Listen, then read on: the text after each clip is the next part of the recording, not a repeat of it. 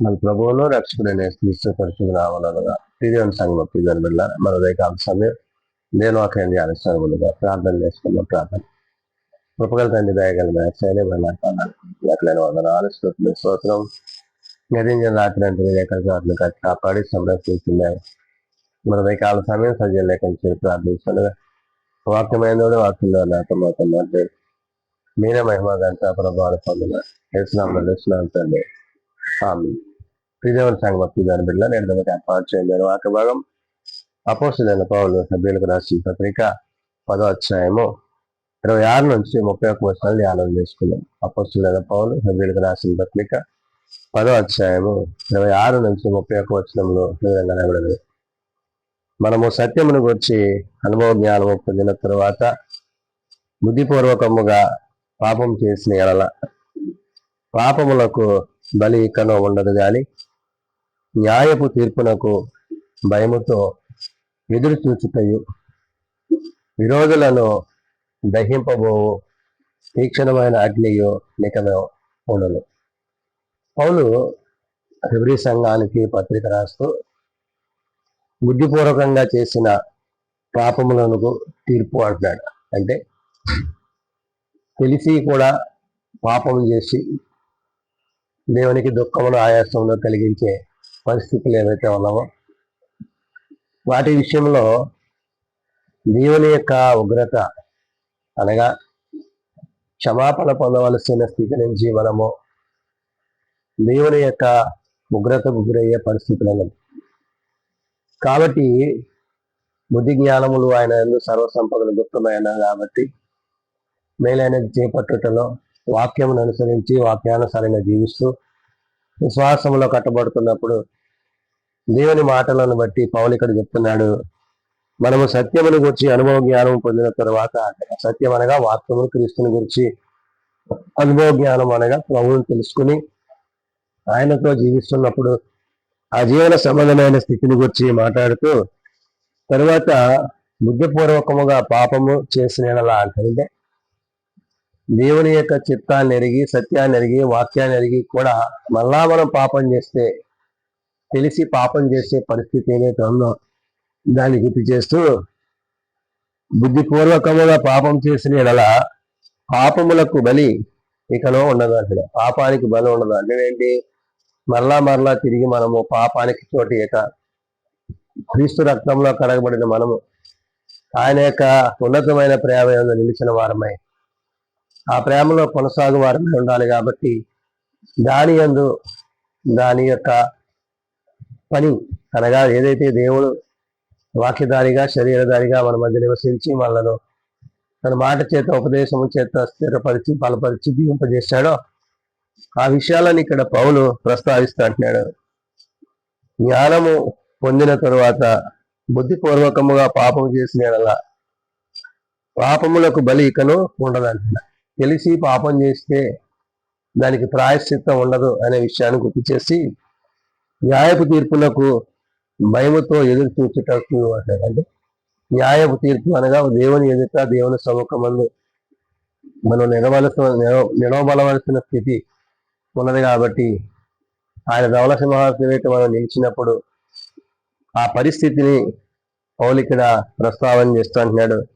న్యాయపు తీర్పునకు భయముతో ఎదురు చూచుటకు అంటున్నాడు. అంటే దేవుడిచ్చే ఆ తీర్పులో నీవు తిరిగి పాపం చేసి ఏదైతే నీవు బుద్ధిపూర్వకంగా పాపం చేసి పాపములకి లోనవుతున్నావో దాని నుండి నీకు మరి ఇకను పాపములకు బలి ఇకను ఉండదు కానీ అన్నాడు. అంటే ఏది దేవుని యొక్క ఉద్దేశమో ఏది దేవుని చిత్తమో దాన్ని ఎరిగి గ్రహించి ఆ ప్రకారం మనం జీవించాలి. అందును బట్టి న్యాయపు తీర్పులకు భయముతో ఎదురు చూచుటకు అంటాడు. అంటే దేవుడు తీర్పు తీర్చబోతున్నాడు కాబట్టి ఆయన మనకు తీర్పు తీర్చనన్నాడు కాబట్టి ఆ భయము కలిగి భక్తి కలిగి సత్యమందు వాక్యమందు నిలిచిన వారమే విశ్వాసంలో కొనసాగాలి. అందును బట్టి విరోధులను దహింపబోవు తీక్షణమైన అగ్నియు నికా ఉండును అంటాడు. అంటే అగ్ని అనగా నరకం. ఆ నరకంలో పడబోయే పరిస్థితులు ఉన్నాయి కాబట్టి తెలిసి పాపం చేయకుండా రక్షింపబడ్డ మనం ఆ రక్షణలో కొనసాగుతూ క్రీస్తు యొక్క ప్రేమయందు నిలిచిన వారమై ఉండాలి. అందుని బట్టి ఎవడైనానో మోషే ధర్మశాస్త్రము నిరాకరించిన ఎడల ఇద్దరు ముగ్గురు సాక్షుల మాట మీద కనికరింపబడకుండా వాడిని చంపించుదురు.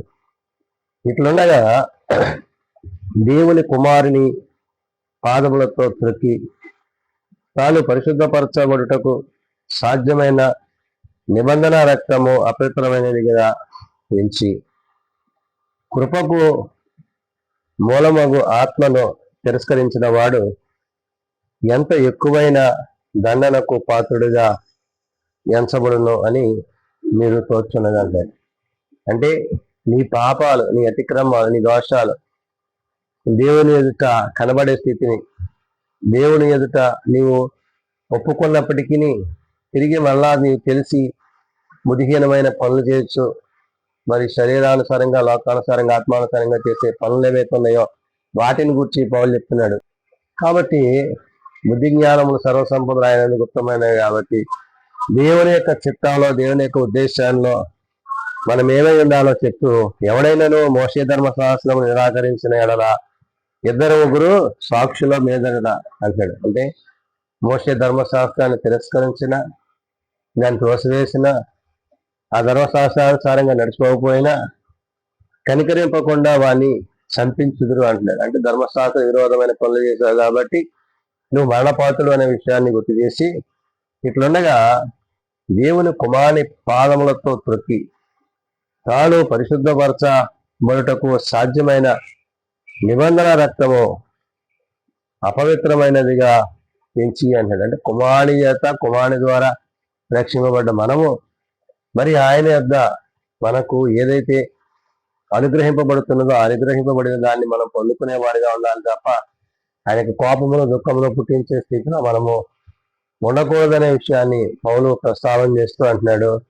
ఇట్లుండగా దేవుని కుమారుని పాదములతో త్రొక్కి తాను పరిశుద్ధపరచబడుటకు సాధ్యమైన నిబంధన రక్తము అపవిత్రమైనదిగా ఎంచి కృపకు మూలమగు ఆత్మను అంటాడు. అంటే క్రీస్తు రక్తములో కలగబడిన మనము ఆ రక్తాన్ని మనం ఏం చేస్తున్నామంటే పాడు చేసేవారుగా, నాశనం చేసేవారుగా ఉంటే గనక ఆత్మను తిరస్కరించేవాడు ఎంత ఎక్కువైన దండనను పాత్రుడిగా ఎంచబడనని మీతో తోచును అన్నాడు. అంటే అలాంటి పరిస్థితి కలగబడ్డ మనము మరీ తిరిగి పాపం చేసి మరి దేవునికి ఆయాసము, దుఃఖం కలిగించే పరిస్థితులు మనం చేయకూడదు అనే విషయాన్ని, మరి బుద్ధిపూర్వకంగా చేసిన పాపములకు తీర్పు ఉన్నది అనే విషయాన్ని పౌలు అన్నాడు హెబ్రీ సంఘానికి, సార్వత్రిక సంఘానికి తెలియజేస్తున్నాడు. కాబట్టి పగ తీర్చుట నా పని, నేనే ప్రతిఫలమిస్తుననియు మరియు ప్రభు తన ప్రజలకు తీర్పు తీర్చును. పగ తీర్చకుండా నా పని అంటున్నాడు. అంటే ఏంటి? చేసిన పనులను బట్టి, అతిక్రమాలను బట్టి ఆయన వాని క్రియల చొప్పున ఆయనకి వారికి ప్రతిఫలం ఇచ్చిన కాబట్టి మనం మేలు చేసినట్లయితే దేవుని సంబంధాలు గాను, పిడి చేసినట్లయితే అపవాది సంబంధాలు గాను, నాశనములకు లోనైన వారు గాను, అగ్నిలో పడవేయబడి వారుగా ఉంటామనే విషయాన్ని పౌలు గుర్తు చేశాడు. కాబట్టి పగ తీర్చుట నా పని, నేను ప్రతిఫలం ఇస్తున్ననియు మరియు ప్రభు తన ప్రజలకు తీర్పు తీర్చును అని చెప్పువాణ్ణి ఎరుగుదుము కదా అంటాడు. అంటే తీర్పు దిన ఒకటి ఉంది. ఆ తీర్పు దిన ఆయన ధవళ సింహాసనం మనం నిలవబడవలసింది. ఆయన వాని క్రియల చొప్పున వానికి ప్రతిఫలం ఇచ్చును. కాబట్టి జీవము గల దేవుని చేతిలో పడుట భయంకరం అన్నాడు. కాబట్టి ఆయనకి కోపమును, దుఃఖమును, వేదనని కలిగించిన ఆయన సత్యమును అనుసరించి, ఆయన నీతిని అనుసరించి జీవం కలిగిన ఆయన మాటల చేత జీవిస్తూ కృపయమడుకు చేత కొనసాగే స్థితి కలిగి ఉండాలని ఆనాడు హెబ్రీ సంఘానికి, లేదా సార్వత్రిక సంఘానికి పౌలు తెలియజేసిన మాటలు ప్రార్థన చేసుకుందాం. మమ్మల్ని మిక్కిలిగా ప్రేమించిన మా తండ్రి, కృప కలిగిన అవునాయన, నీకు ఆయాసమును, దుఃఖమును కలిగించే వారిగా అయా వేదనకరమైన పరిస్థితులను మేము కలిగించకుండానట్లు మాకు బుద్ధిపూర్వకమైన జ్ఞానమును దయచేయమని ప్రార్థన చేస్తున్నాం. బుద్ధి జ్ఞానములు సర్వసంపదలు నీ యందు గుప్తమై ఉన్నవి. వేరైన వాటిని చేపట్టుటకు, కీడు నుండి దూరపరచబడి కృపయందు కొనసాగుటకు సహాయం దయచేయండి. మీ సత్య సంబంధమైన వాక్యము చేత, మీ వాక్య వెలుగు చేత నింపబడి నడిపింపబడి మీ కృపలో కొనసాగుటకు సహాయం దయచేయండి. బలహీనలను బలపరచండి, రోగులను స్వస్థపరచండి. ఆయా ప్రార్థన అవసరం కలిగిన కుటుంబాలను ప్రత్యేకపరిచి మీరు ఎక్కడ చోట్ల బలపరిచి భద్రపరచండి. జీవన నీ మాటల చేత జీవింపజేసి ఏదైనా పరిచయంలో చాలా ముందుకు నడిపించి కృప చూపించాలి. వేసినాము నడుస్తున్నాం తండ్రి. ఆమె పరలోకమందున మా తండ్రి నీ నామం పరిశుద్ధపరచబడగాక, నీ రాజ్యం వచ్చుగాక, నీ చిత్తం పరలోకమందు నెరవేర్చినట్లు భూమి మీద నెరవేరుగాక. మనల్ని మా దయచేయం వాళ్ళ ప్రార్థన చేసే వాళ్ళు మేము క్షమించిన ప్రకారం మా ప్రార్థనలో క్షమించు. శోధనలో దయకాదుషం తప్పించింది. రాజ్యము, శక్తి, మహిమ నిరంతరము నీ తండ్రి. ఆమె మన పరమ తండ్రి దేవుని ప్రేమ, నమైన యేసుక్రీస్తు కృప, ఆదరణకర్త అయిన పరిశుద్ధాత్మ సహాయము సదాత్ముడైంది సంరక్షించిన గాక. ఆమేన్.